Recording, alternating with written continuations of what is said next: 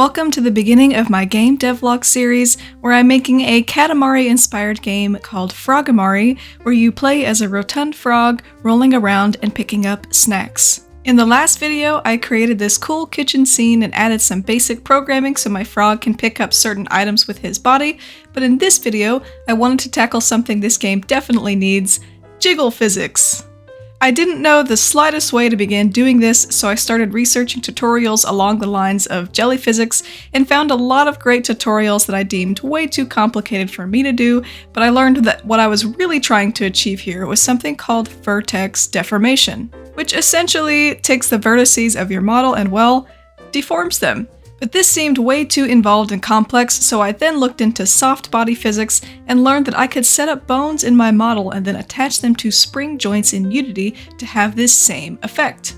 If there's an easy way out, I'm gonna take it, baby! So I went into my Blender file and started rigging up some simple bones in my frog's body. I started from the front view and added 4 bones, then I switched to the top view and added 2 more. I think the idea here is to make the weight of the object balance equally on the sphere. Back in Unity, I took my model and created several game objects, one for each of the bones. I added rigid bodies and sphere colliders on each and tried to line them up as perfectly as I could.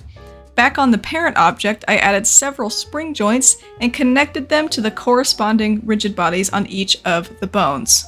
It did work, but it wasn't really what I had envisioned. I actually couldn't get it to stop working, which was going to be a problem. I then was having trouble moving the player around because of the new physics and bones. So I decided to remove all of the bones, and without thinking twice about it, realized that I had removed all of the structure that my frog had, because it is literally like you are adding real bones when you add them in, and he then became a frog pancake. But look at those little arms! Engineering is a series of mistakes. I live, eat, and breathe by this, as this example proves.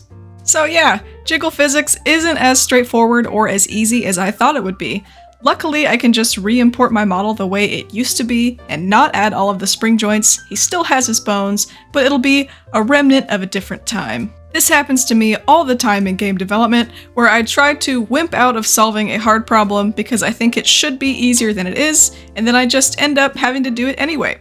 So I went back to the original tutorial for vertex deformation and decided to re-import my frog and get that up and working. Shout out to this creator for this awesome tutorial. I don't know if I would have been able to figure this out on my own. And after a lot of coding and trying to follow what was going on, I have a new script that I can put on any object and add Jiggle Physics to.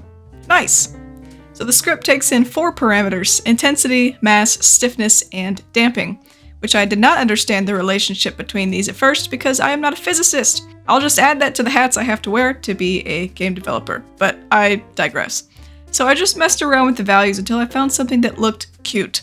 Now I have this awesome jiggle effect when the frog runs into things, and it stops working after a couple seconds, which is not something that I knew that I needed at first until messing around with the softbody physics, so after all, it was worth something. Now that I have Jiggle Physics figured out, it's time for the most important part of this whole video: adding a little booty. I don't know why I struggled with this so hard in Blender. This should be easy. It's just 2 round little booties, but it's giving Conehead. If you know, you know. I then had an idea that if I didn't add it in Blender, I could just add it in Unity, and if I did that, then I could give the little butts their own Jiggle Physics and possibly make them more jiggly than the rest of the frog, which I think is a fantastic idea. Oh, wrong side. Disregard. If you would have asked me what my 5-year plan was 5 years ago, I don't think I would have told you that I would be spending 2 hours painstakingly trying to get a cartoon frog's ass to look right on Valentine's Day. But here we are. Despite my best efforts, it still doesn't look right, and the extra jiggle isn't giving me what I hoped for. So I'm trying to tweak it and make it more oblong and trying to blend it in a little to make it more, I don't know, natural, but I'm still not buying it. And I forgot that I programmed all of the child objects to explode off of the main frog, so the butt is exploding off too. I'm gonna give this one more try to try and tweak it and make it look right before I call it off. And while it is better than it was, I'm reminded of a lesson. Sometimes less is more. Sometimes more is more, but in this case, What this frog just might need is to remove the BBL and opt for a more natural look. Grown-up look, if you will.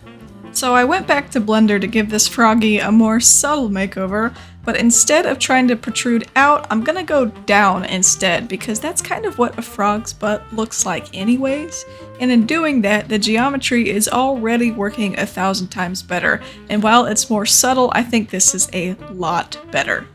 And then I took in the hips a little bit too, if you can even call them hips, to kind of accentuate the difference, but we're still keeping the essence and the roundness of him. Now I just need to copy the existing parts that I had on my original frog and copy them to the new frog, and we are back in business. And I am finally happy with a version of my frog. I would love to create some different skins apart from the default green one that players could earn and choose from, but for now, I think the outcome is a win. Thank you so much for watching, and I'll see you in the next one.